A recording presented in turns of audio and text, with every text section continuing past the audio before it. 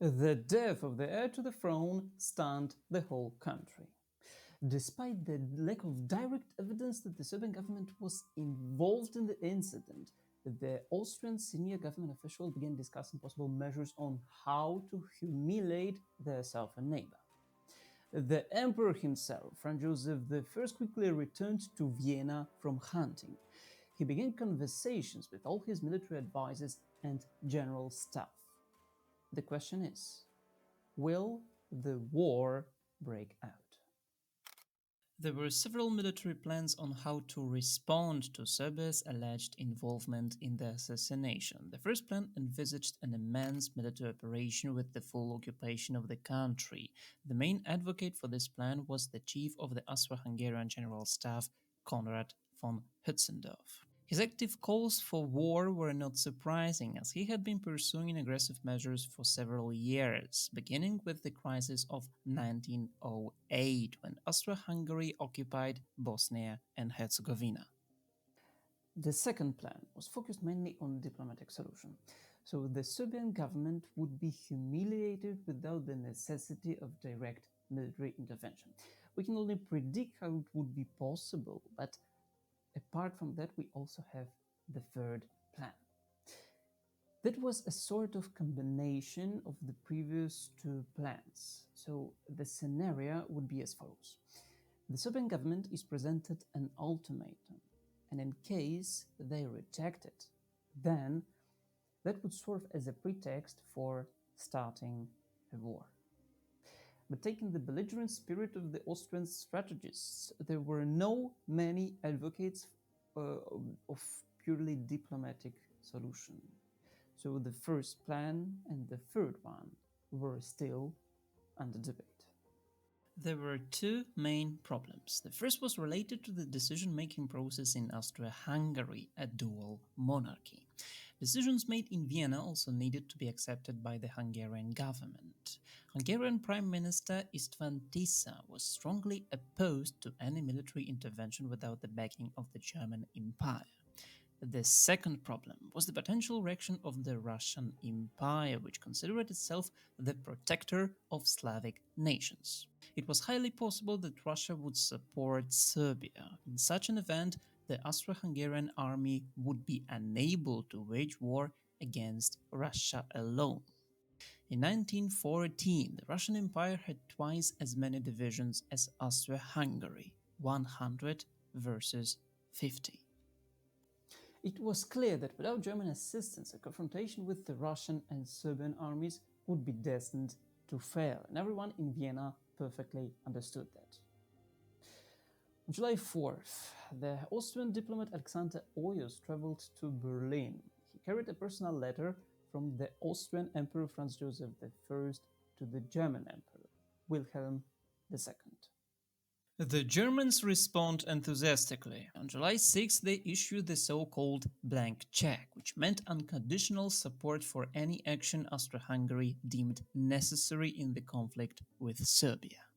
The only requirement from German officials is to act swiftly. The sooner the war began, the better. By pledging such support to their neighbor, Kaiser Wilhelm II confirmed that the German Empire was ready to enter the war if the Russian army intervened. On July 14, Hungarian Prime Minister István Tisza agrees to the plan with an ultimatum. The Austrian officials began drafting the document, and once it was finished, the only question remained was when to deliver it to the Serbian government. This question arose because the French President Raymond Poincaré and French Premier René Viviani were on a state visit to Russia.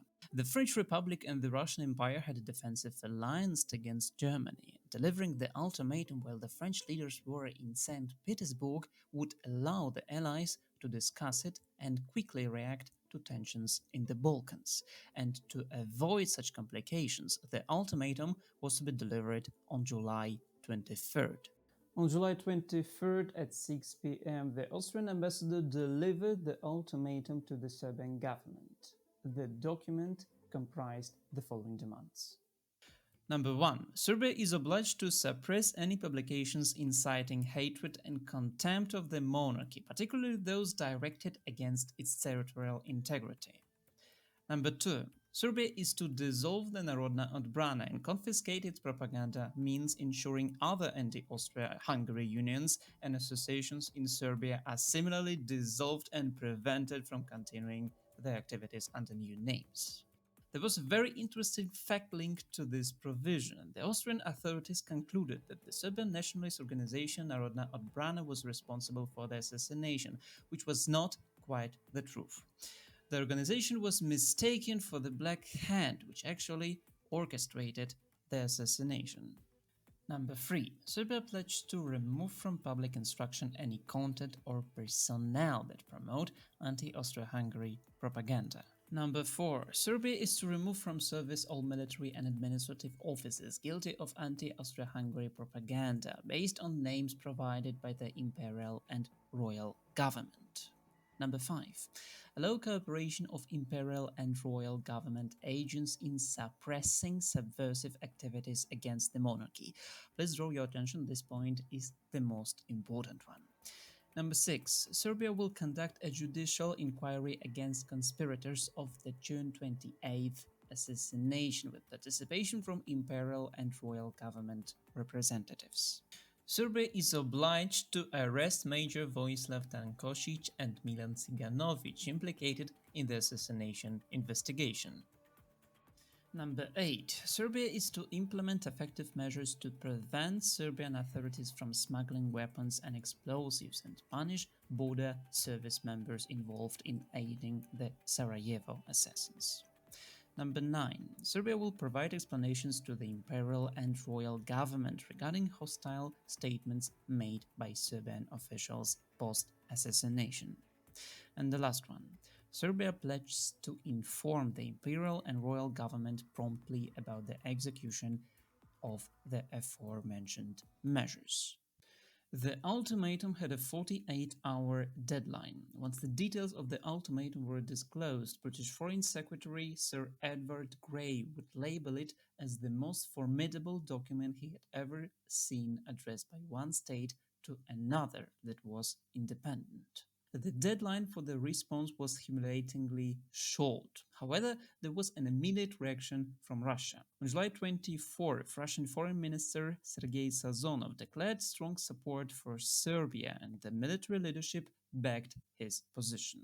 The recent visit of the French counterparts gave confidence that the defensive alliance was still in effect. The Tsar decided to declare partial mobilization in the regions close to the border with Austria-Hungary. The British Foreign Secretary Grey himself tried to mediate the crisis by asking Vienna to extend the 48-hour deadline and organize an international conference to solve the dispute. However, these efforts had no effect. Thus, on July 25th, the Austrian ambassador received the Serbia's reply.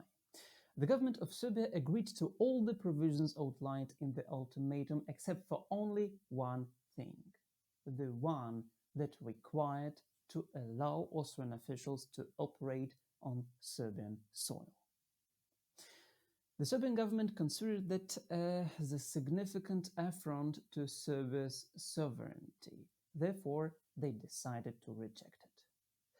The Austrian ambassador, having the precise instructions from Vienna, glanced at the reply, deemed it insufficient, and broke off diplomatic relations.